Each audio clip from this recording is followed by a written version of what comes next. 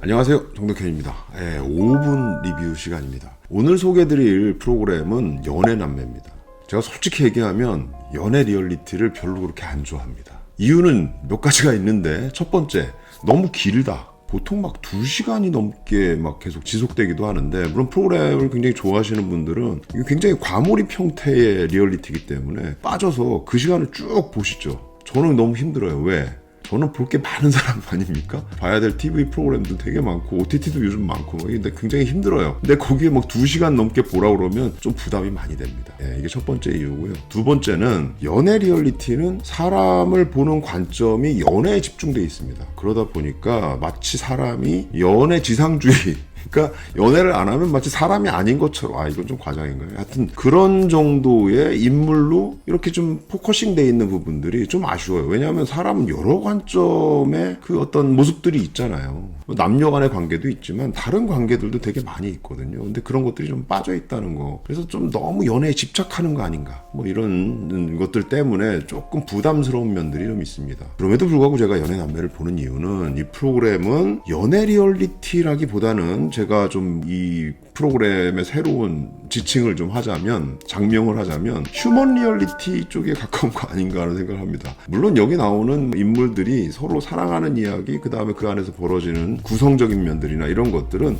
연애 리얼리티랑 똑같아요. 근데 여기에는 남매, 가족이 들어가죠.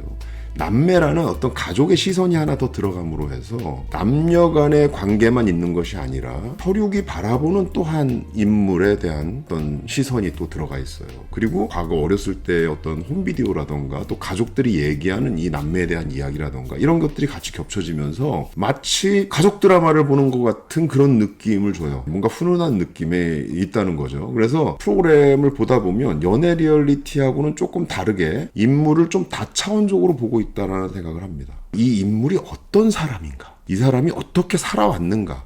그래서 지금 현재 모습이 어떤 것인가? 이런 모든 것들을 갖고 왔기 때문에 지금 이 사람이 만나고 싶은 사람은 누구인가? 그리고 동시에 남녀 간의 관계뿐만이 아니라 여기 그 철현이 초아 얘기가 나오잖아요.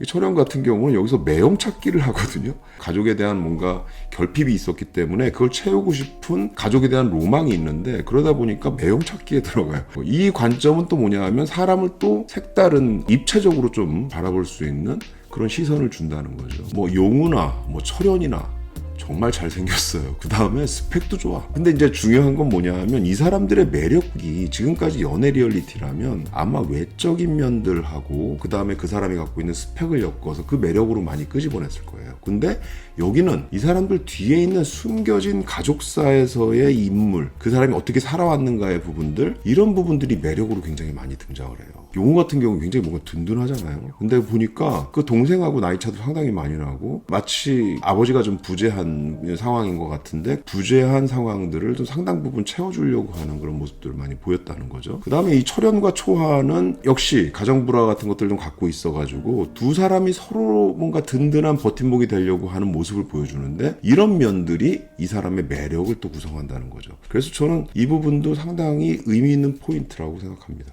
또 한 가지 이 프로그램에서 꼭 얘기해야 될 건 뭐냐면 이 프로그램의 연출자 이진주 PD를 얘기 안 할 수가 없습니다. 이진주 PD가 이전에 환승연애라는 프로그램을 통해서 연애 리얼리티에 환승이라는 개념을 더해서 굉장히 뭔가 새로운 연애 리얼리티의 진화 뭐 이런 것들을 좀 보여줬거든요.